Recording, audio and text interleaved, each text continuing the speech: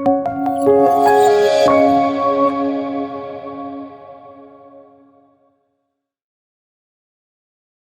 the Fundación Rafael del Pino for stepping in after the meeting that we held in February. Remember, Russians and Ukrainians addressing these very important issues, civil society talking about the facts in Ukraine as of 2022. So thank you, as I say, for organizing this roundtable by bringing two specialists who are well-known and who are, I assure you, absolutely stellar. Now, the approach this afternoon is not justice or peace. It's not one or the other. We will be hearing Philippe Sands, who defends justice no matter what, no matter where, and Mark Freeman is for peace, whatever it may cost, without thinking about the values of democratic values, but they both are experts in that specific field. And Philippe Sands is a lawyer. He has been in international courts of law. He was very important in the Pinochet case in London, and Mark Freeman has been everywhere. All of the more recent peace processes, I would say, in Colombia. So they have this experience, and all I'm going to do is broach those essential issues so that they then afterwards can talk very, very freely, obviously.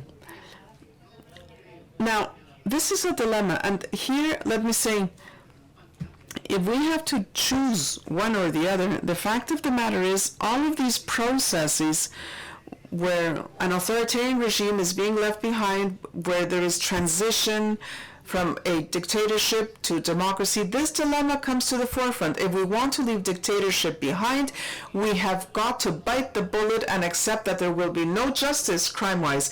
We have got to leave the victims a little bit on the sidelines for the benefit of society, so that society can evolve and become a democracy. The price of democracy is justice. That's what you pay, especially criminal justice. Now, if it is armed conflict, especially internal ones, doubtless the worst war of all is a civil war. Well, this is the same dilemma.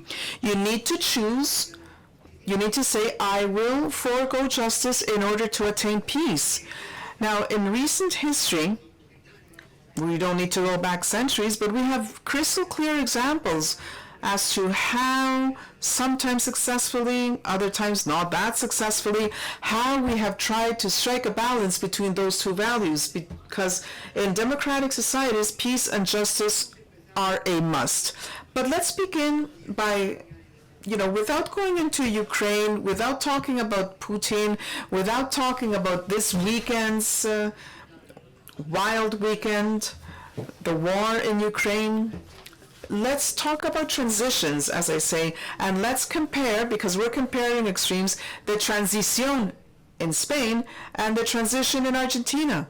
In Spain, la transición, justice, definitely criminal justice, was left on the sidelines because it was deemed that this was essential for amnesty, for consensus that would allow for the celebration of free elections after 40 years of dictatorship and the approval of the Constitution. Zero justice, 100% democracy. In the case of Argentina, it's au contraire. From then and until today, there are criminal cases against those responsible military, civilians, doctors who stole babies, entrepreneurs, and there were ups and downs, of course, but in Argentina, it's fair to say 100% democracy, but 100% justice, sort of. So these two examples, how do they help us understand how important the value of justice is?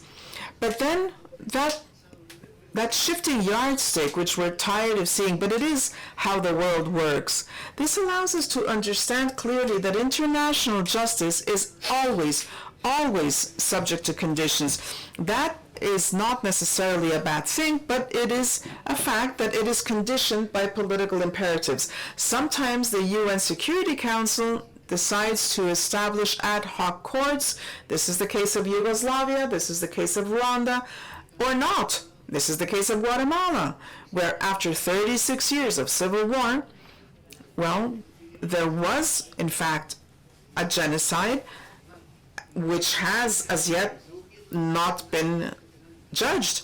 And the ICJ decided, existing already, but the UN decided to send on the Libyan situation, but not the Syrian situation.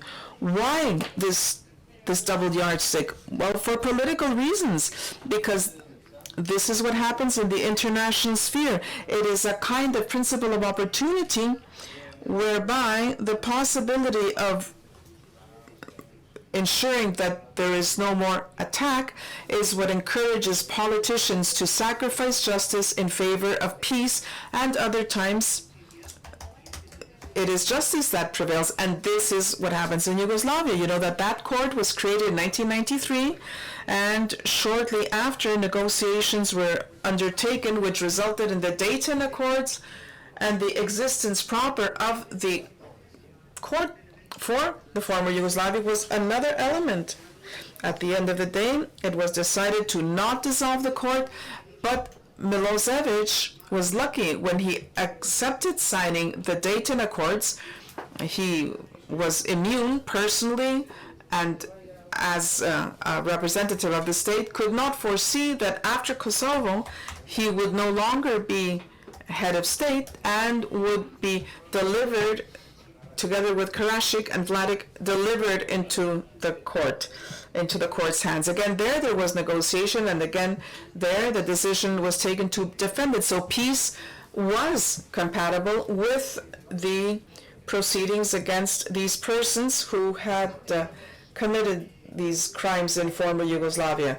Now we have more recent examples, such as Colombia. Again, the crimes were terrible.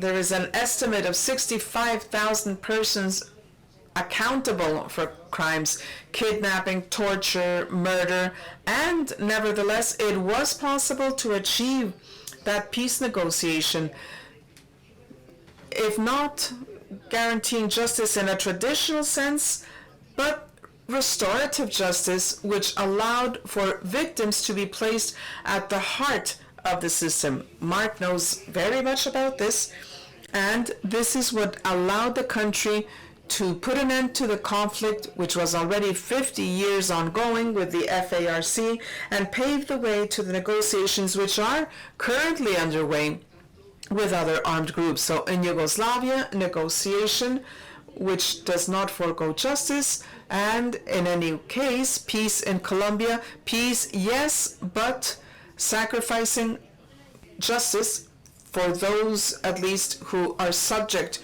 to that special legislation, over 10,000 persons. So the mission for that special court is overwhelming, if only because of the many, many crimes that they will have to see, be it for restoration or retribution. And then we have the International Court of Justice. It has not done a great job over the past 20 years of existence, again because of those political imperatives which make it difficult for the achievement expected as the achievement sought. The court was established in 1998 when the Rome Statute was approved, but it only began to function in 2002, which was literally months after 9/11, which of course changed the world. There had been consensus for a decade in the international community, and things changed overnight. Everything was confrontational, and again, justice is left to take second place after other demands. ICJ, if we think about Ukraine, if we think about that accountability with regards to President Putin, has not been successful in general terms when it comes to seeing important parties, especially in the case of heads of state, persons who have been heads of state. In the case of Omar al-Bashir, remember Darfur, again, that had been referred to the International Court of Justice. A warrant was issued. It's been 10 years. He was a head of state. Now he's no longer, and it's been impossible. He has not been delivered to the International Court of Justice, therefore has not been judged. Muammar al-Gaddafi, again, another case, but was executed in those uprisings that resulted after his fall from power. And then another two important cases which would lead to a very different conversation. The president of Kenya, who was denounced, and the court had to put an end to it. In the case of Laurent Gbagbo, the president of Cote d'Ivoire, who was judged and absolved. It's very difficult to determine, without a real burden of proof, what the responsibility and accountability is of heads of state who are at a great distance from the crimes that take place on the street. So it's necessary to have that burden of proof. So we have the ICJ. It seems to have a double yardstick. It could happen again in the Ukraine. If we compare with Uganda and Colombia, again there was investigation underway. Uganda, a preliminary examination. In the case of Colombia, in Colombia it was allowed for peace negotiations to forge on ahead without actually issuing that award. In the case of Uganda, the Lord's Army leaders were in fact sought by the law. So this is the debate that is undergoing. Peace or justice, both, one, the other. Do we negotiate? Do we not negotiate? And this brings us to Ukraine now. President Vladimir Putin of Russia, when he was prime minister, remember the Chechnya war, over 60,000 lives lost, Grozny was razed, and the international community, apart from protesting, apart from some diplomatic complaints, did not do much else. In 2008, he invaded two Russian or pro-Russian provinces in Georgia, and there were no consequences there either. And those are independent, de facto independent, or satellites of Moscow, but the situation is now what it was back then. In 2014, there was a reaction to the revolution of Maidan, which had citizens taking to the streets but peacefully. And as you know, President Putin decided to unilaterally annex the territory of the Crimea, and he began to provide support in a very obvious way, possible insurrection which resulted in Donbass in those territories, and nothing much happened then either. In 2015, he decided to provide assistance to Bashar al-Assad with 60,000 soldiers, 40,000 flights, no consequences for Putin. And in 2022, perhaps misreading a green light to do as he would, using armed forces against territories in his own country or in other countries, he decided to invade Ukraine. So this is the situation. We know that in Ukraine, now, in Bucha and Mariupol, theaters, schools, hospitals, children, crimes of war have been committed. We imagine that crimes against humanity have also been committed, and President Putin would be accountable, he would be responsible, and it would be exactly the same difficulty, transforming what is undeniably a political accountability into a criminal one. So the prosecutor will have to say, but there is another crime, and there is no court for that. The Charter of the UN only allows for the use of force in cases of legitimate defense when a state has been attacked. Of course, that state will have the right to defend. And we will see that preventive defense. We will see, in the face of an imminent attack, That is the explanation given in 2003, the Iraq War, and President Putin himself has said that he needed to prevent the genocide which the Ukrainian authorities were planning against Russians in Ukraine, but the international community has a cornerstone, and that is a cornerstone of the UN, says that charter, which says that only after authorization or only in the case of legitimate defense. It seems obvious that in the cases of Crimea, Donbass, Syria, among others, it's obvious that Russia was not threatened. There was no obvious threat. It is debatable whether there was a potential threat of genocide. It was rather Ukrainians who were originally Russian. But anyways, that was his argument, and thus we see that illegitimate use by a sovereign state against another sovereign state. And this crime is an orphan. There's no court. The ICJ cannot know of a possible crime of aggression by the Russian Federation against Russia after 2022, and there is no other court. They could attempt to do so in court in Ukraine, but there's no political clout to launch proceedings along those lines. Philippe Sands, among others, has recommended the creation of a special court, an ad hoc court, to judge the crimes of aggression as committed by the Russian Federation, but this is one of the items on the wish list of the international community. For the time being, there is no resolution, and there does not seem to be a resolution on its way. And then, could there be a transitional justice in Ukraine?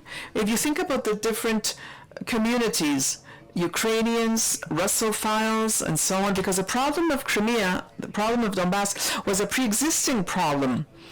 Crimea had been occupied by the Tartars and Donbass by the Cossacks, and it was in the days of Stalin, and we're not going to talk about Stalin now, that's for St. Peter to discuss. Those populations were sent off to Siberia,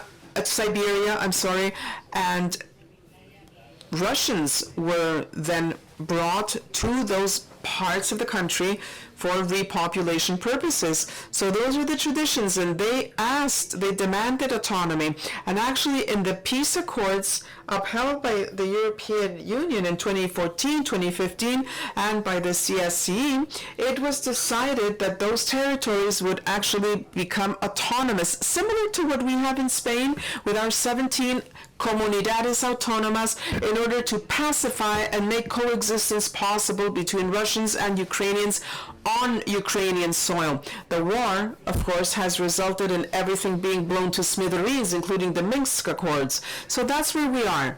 Nobody knows what's going to happen.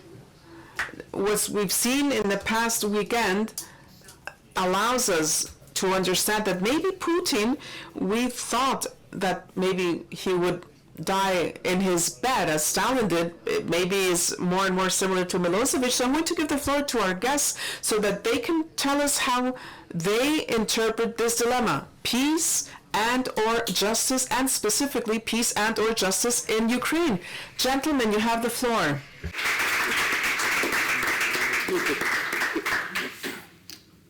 ¿Qué es el orden? ¿Quién quiere?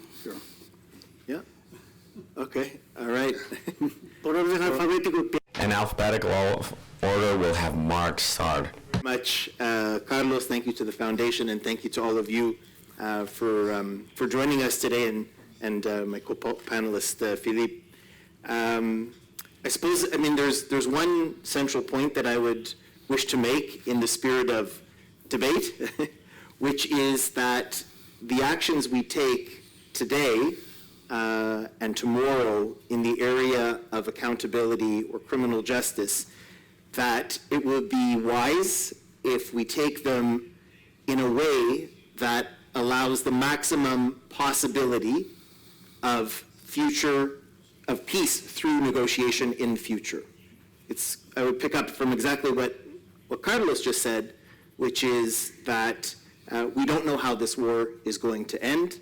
I was telling Carlos just before in the waiting room how I remember very well in the case of Syria, how approximately 10 years ago in a cabinet room meeting of the government, there was a bomb and several people were killed, and there were articles for weeks, probably months, counting down the end of Assad. And here we are 10 years later. It's not to say that, I mean, I suppose it's just, again, it's just a general point that we have to be mindful of this balancing act and keep that part of the big picture in our minds in the actions we take today in the area of accountability and criminal justice. And maybe just on a personal note, before I come to Ukraine specifically, I began my career in the area of international human rights law. And I was fortunate that early on, I became involved with a field that hadn't even been born yet, which today is called transitional justice. Carlos alluded to it a little bit, because I think there was a tendency, at the time I was a law student, to think about two very extreme choices, that there would either be criminal accountability or total impunity.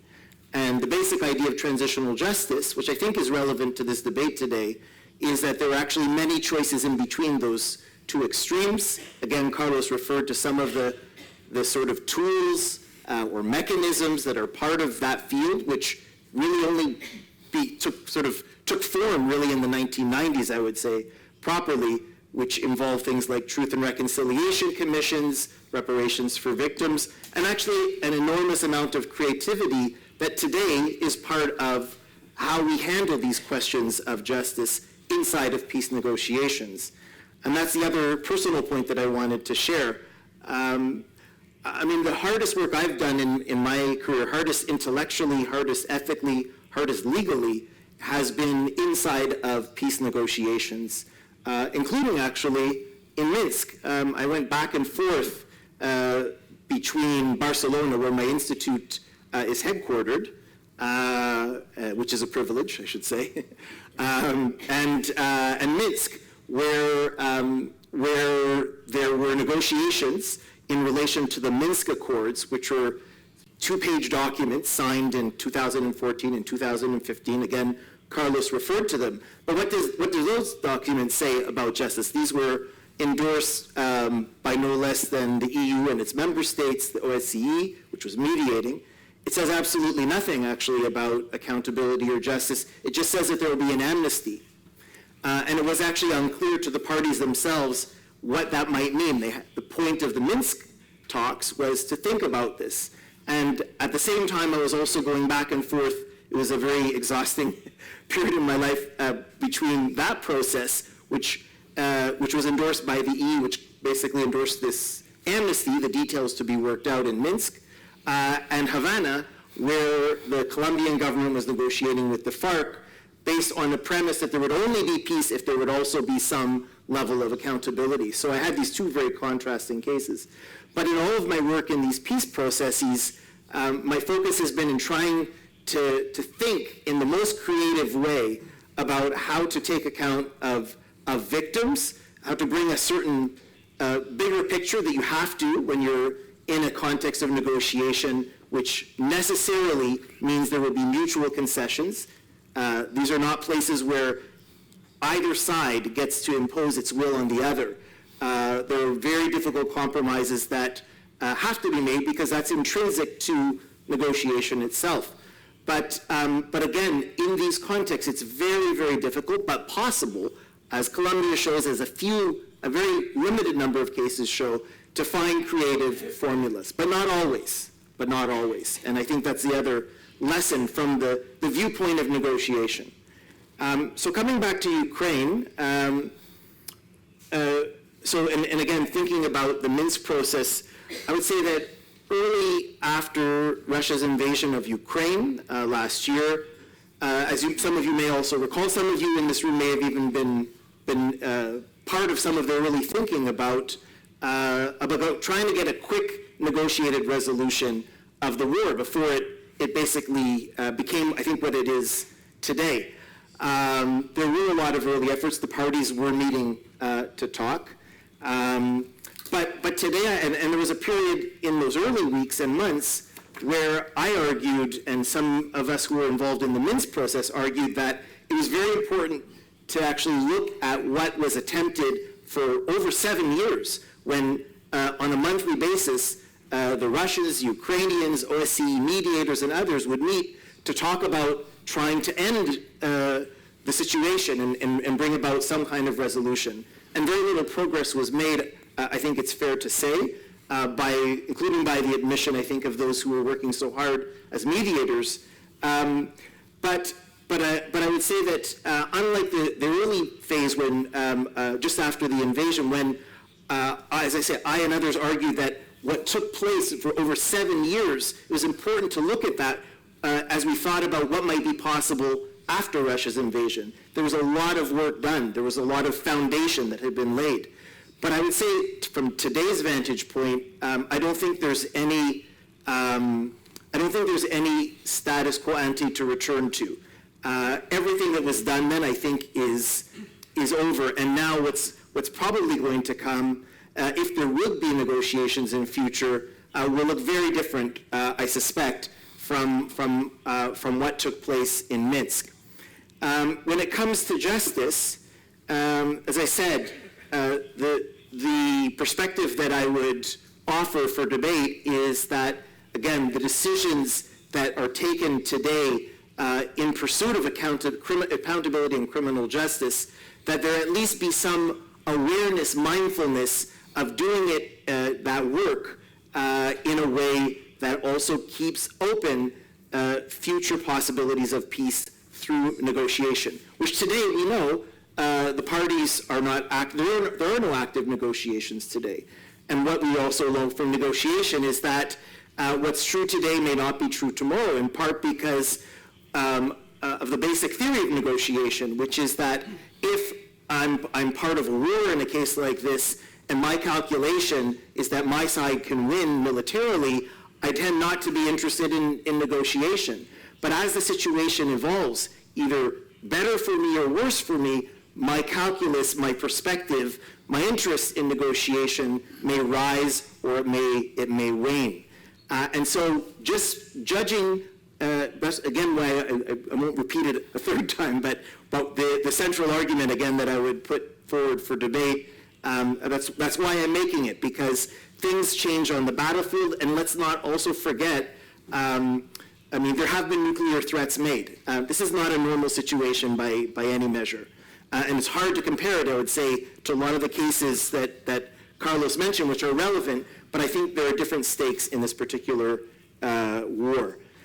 And then I guess I would say, just because again I don't want to speak too long, but I'll maybe just offer a couple of final thoughts about peace, in thinking about the peace and justice equation.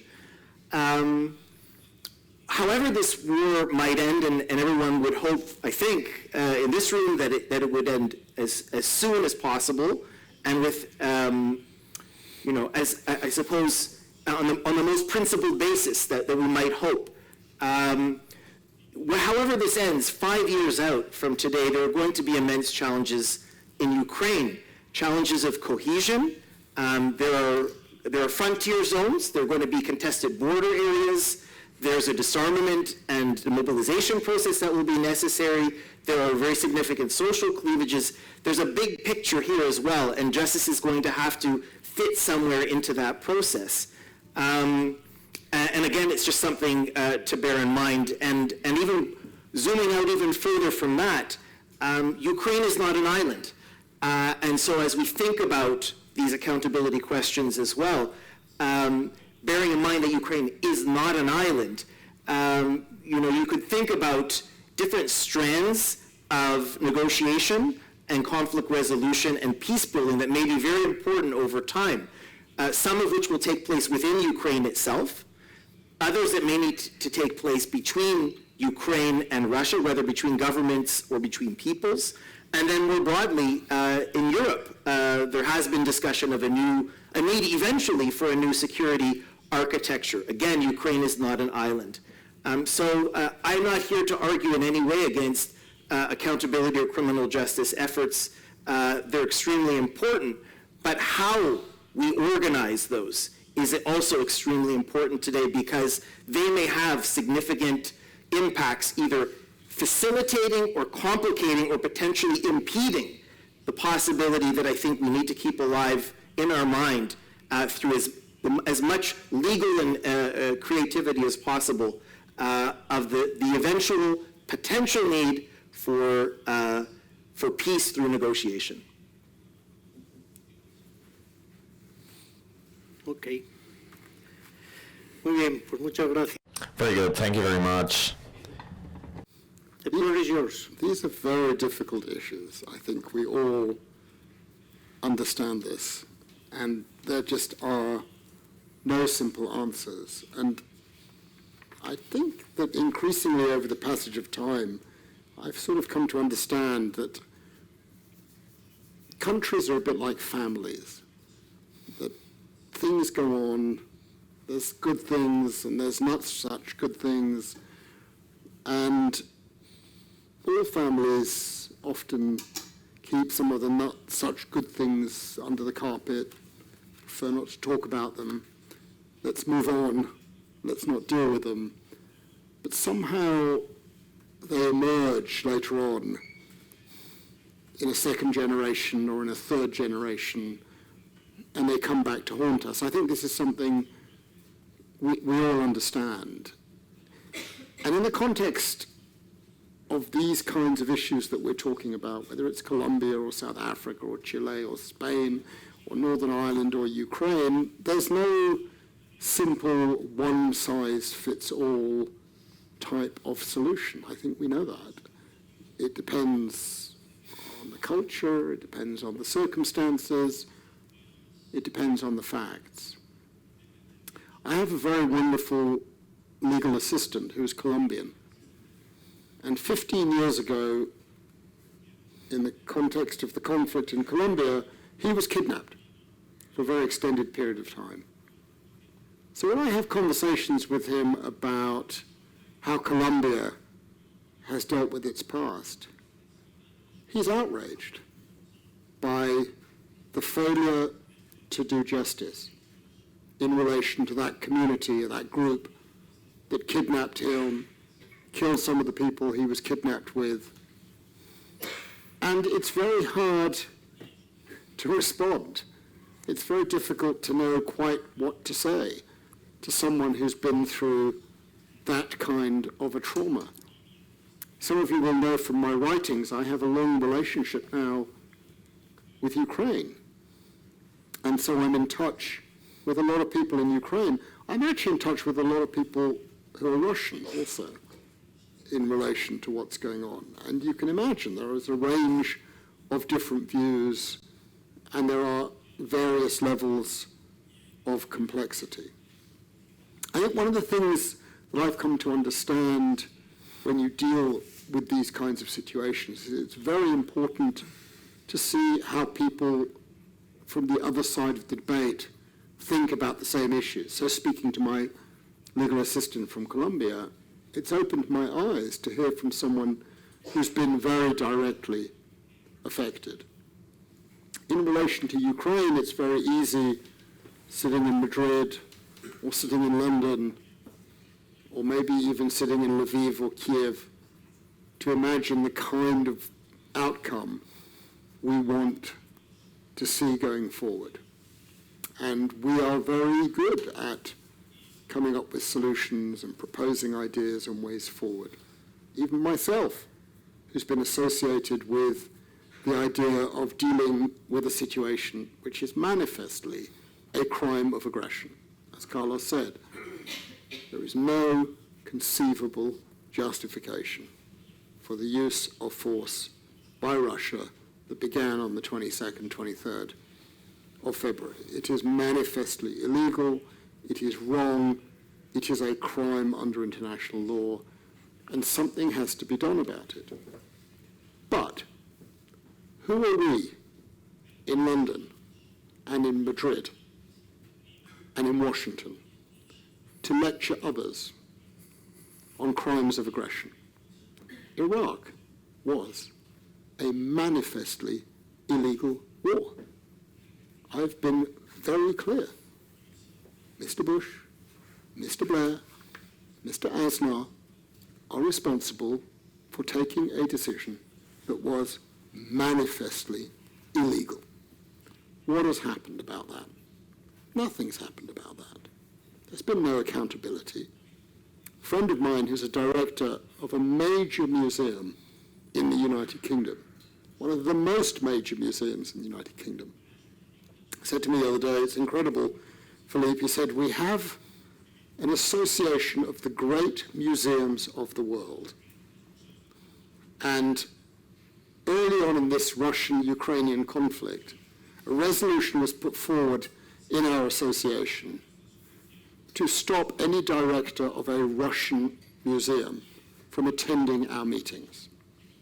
Did that happen in relation to Iraq? It did not. Was the director of the Prado banned from attending the meeting of the group? The director was not. Was the director of the British Museum banned? Was the director of the Smithsonian banned? No, totally not. When it comes to issues of justice and criminality, we are absolute masters of a double standard.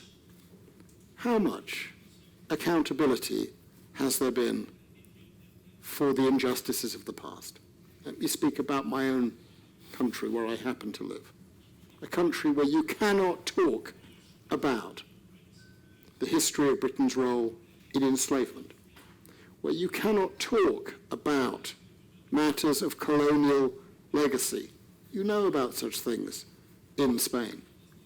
I've spent the afternoon having a wonderful conversation with Carlos and with Juan Garces, and tomorrow morning I'll meet with Baltasar Garzón on my next book, which is about Mr. Pinochet and Mr. Ralph. How on earth, speaking very frankly, can we justify, really, Spain pointing the finger at crimes committed in Chile when Spain has done, as Carlos said, nothing about its own injustice in the past in relation to its own civil war 80 years ago? These are the complexities that we're having to deal with right now as we grapple with these kinds of issues. For every person on one side of the equation, there's someone on the other side of the equation. I'm clear that in relation to Russia and Ukraine, what's happened is manifestly wrong and is criminal. And something has to be done about it. I've had very clear views. I would go much further than we have gone. I'm generally, as you will probably know, not a warmonger, but I believe passionately that this situation cannot be allowed to succeed. It is existential in terms of the values I care about. I would have had a no-fly zone, and I would put our own boots on the ground. In fact, they probably are already on the ground. Secretly, there are from various countries people there in Ukraine advising. But I'm conscious also that seen from Russia, the incursions of NATO, the circling of Russia. And that's why, as Carlos says, Putin uses exactly the same arguments that Mr. Bush and Mr. Blair and Mr. Aznar used in relation to Iraq. We will not tolerate having weapons of mass destruction placed in a vicinity of our territory. It's exactly the same argument. Viewed from Russia, I don't think it justifies what's happened, but we've given the arguments on a plate. And so I think we have to really be a little bit humble about how we engage in these kinds of issues. Because frankly, we have very little moral authority to be lecturing others on how they should be behaving. And frankly, we are pretty dishonest about that We hold ourselves up to a particular standard, and we conveniently forget that we have not applied the standard we wish to have applied to others to ourselves when it suits us. And that is the note that I would inject into this. This is part of a long game. In 1945, something happened in the world. Countries came together and said, it's going to be a different kind of world. We're going to have rules and ideas and ideals and courts and crimes against humanity and genocide and human rights and prohibitions on the use of force. It's only 75 years ago when I talked to a colleague of mine from the University of Cambridge when I was a young academic, Sir John Baker, professor of English legal history. He would occasionally invite me for lunch at St. Catherine's College and say to me, what are you working on, Philippe? And I would say, working on this, that, or the other. And he'd say, yes. We had a similar problem in English law in 1472. And it took 287 years to sort it out. That's where we are. You know, in these conversations, the structures that we have are in their infancy. The courts, the rules, the principles. And so absolutely we must deal with the issues that Mark and Carlos have addressed. But we have to recognize this is a long game. We are elaborating a series of structures that will begin to enable us to deal with issues of peace and justice. But we know one thing from our own experiences in our own lifetimes. If you don't address the truth of what happened, if you allow injustice to fester, it will come back and bite you on the neck at some point. And so the issue, which I'm in full agreement with Mark about, is how we deal with that.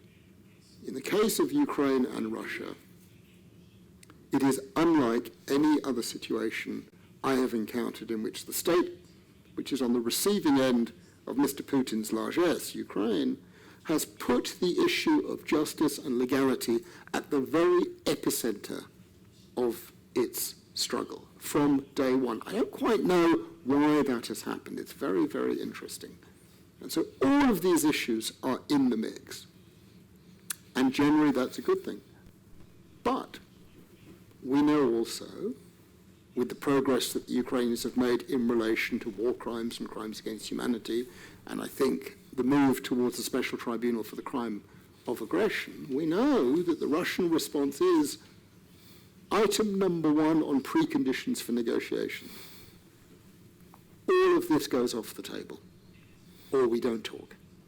And that's going to be their position. And at that point, there's going to be some pretty tough decisions to take. So sure, peace and justice, but at what price? And what do we mean by justice? And what do we mean by peace? And what do we think about it in its temporal element? None of what I'm saying, I think, is particularly helpful in coming up with a practical solution to a very real set of issues that we will be faced with at some point. I'm not optimistic that it will be over soon, and I'm certainly not partial to a peace at any price type of scenario. I think you've heard me, I've made that very clear. But these are really complex issues, and the complexity is added to by our own hypocrisies and our own double standards. Did the United States deal with its own acts of torture in Iraq, in Guantanamo, in Afghanistan? No, it did absolutely nothing at all. And President Obama, who I tend to be rather partial to, said we need to look forward. We can't have accountability into these issues. What about the International Criminal Court? Has it looked into any of these matters? It has not looked into any of these matters.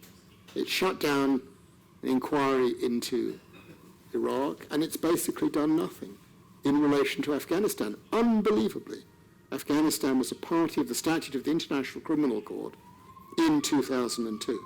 It had absolute jurisdiction over everything that happened in relation to the torture and the killings at Bagram, for example. Did it investigate? It did not, and we know why it didn't. Because we know where the money comes from, we know where the power is, And right now, in relation to the International Criminal Court, again, to speak very frankly, having a prosecutor running around taking photo opportunities with Western ministers of justice, as he is doing, accepting huge sums of money to prosecute one side in a conflict, does not help the argument that the ICC is an international criminal court. It doesn't help the argument in relation to a situation in which virtually every person who has been indicted at the ICC is black and from African countries. Black people and Africans do not have a monopoly on international crime. So let's begin, when we're going to talk about these issues, about leveling the playing field a little bit and being a little bit more honest about ourselves and what we mean when we put this issue of justice and peace on the table. If we're going to hold others to the standard of peace and justice, let's hold ourselves also to the standards of peace and justice. Thank you. Bueno, Yes.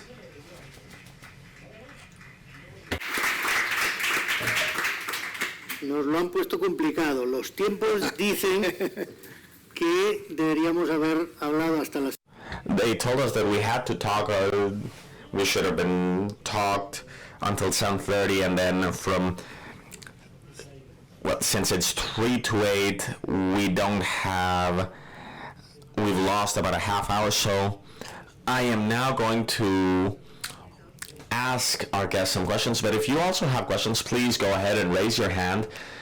You will be given a microphone and we will get to you. But I want to, before we go to the Q&A, if you give me 2 or 3 minutes at least, set the stage once again so we don't lose sight of the Ukrainian situation, the international justice situation from Nuremberg up until now. It is what it is. We have double standards, courts that take up 25 years to face problems such as the Yugoslav case, and that's the most successful case after Nuremberg, and the hypocrisy from states, or the need to tackle sooner or later, like Mark said, in countries and in a war which we cannot forget, where, well, at any time nuclear weapons are on the table. So we find ourselves in front of a war which is not a conventional war, which could be catastrophic, and we have to see how we can set the table for negotiations as soon as possible, or how we can get rid of all of these problems. International justice has to give accountability, penal responsibility we need so that societies can move forward. And in my time working in this, justice, uppercase justice, does not exist. We will never get this. Justice, lowercase justice, does exist, but in any case,